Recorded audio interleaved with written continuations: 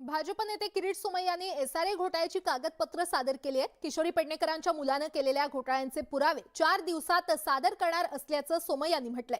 तर ट्विट करत किशोरी पेडणेकरांनी हे सर्व आरोप फेटाळून लावलेत।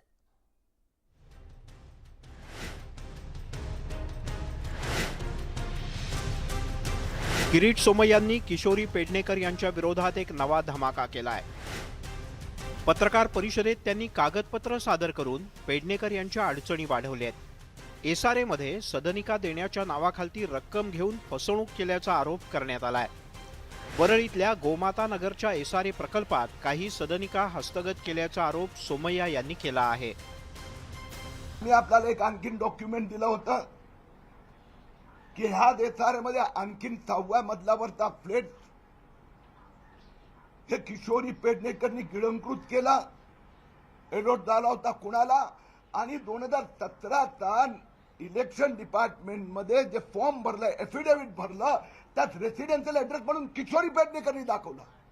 एसआरए घोटाळ्यात मृत भावाच्या नावानं गाळे लाटल्याचा आरोप किरीट सोमय्या यांनी केला। अरे हा संजय अंधारी खरा नाहीये, हा संजय अंधारी खरा आहे।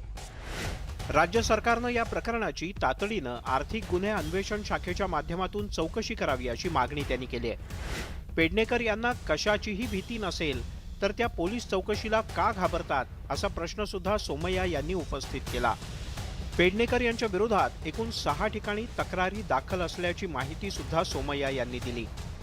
सुनील कदमला तुम्ही ही भावभीत देतात, मृत व्यक्तीच्या नावावर अशा प्रकारची फोर्जरी, फ्रॉड आणि जाऊन नौटंकी करतात, कुलूप घेऊन जातात। या सगळ्या प्रकरणाची चौकशी महाराष्ट्र सरकारने इकॉनॉमिक ऑफेन्स विंग द्वारा करावी अशी आमची पुन्हा एकदा मागणी आहे। एसआरए घोटाळ्या प्रकरणी दादर पोलिसांनी पुन्हा एकदा किशोरी पेडणेकर यांना चौकशीसाठी समन्स बजावलंय। त्यांना मंगळवारी 1 नोव्हेंबर रोजी चौकशीसाठी दादर पोलीस स्थानकात हजर राहण्याचे आदेश दिलेत। दरम्यान किशोरीताईंनी ट्विट करत सोमय्या यांचे आरोप फेटाळून लावलेत। सोमय्या यांनी आज केलेल्या आरोपांना मी यापूर्वीच उत्तर दिलंय।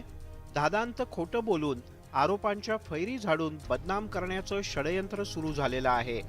एसआरए गाळ्यांबद्दल केलेल्या आरोपांबद्दल स्वतः एसआरए प्राधिकरणानं प्रतिज्ञापत्र सादर केलंय, ज्यात माझा किंवा माझ्या परिवाराचा उल्लेख नाही असं कोर्टाला कळवल्याचंही त्यांनी ट्विटमध्ये नमूद केलंय।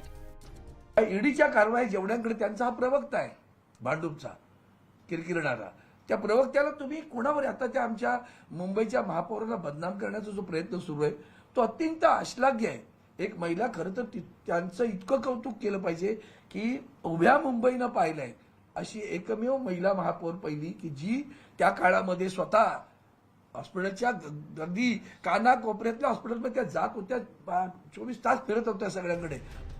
किशोरी पेडणेकर यांच्या एसआरए घोटाळ्यासंदर्भातले पुरावे किरीट सोमय्या यांनी सादर केले।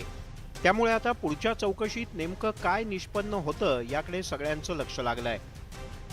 अरे हा संजय अंधारी खरा नाहीये, हा संजय अंधारी खरा आहे।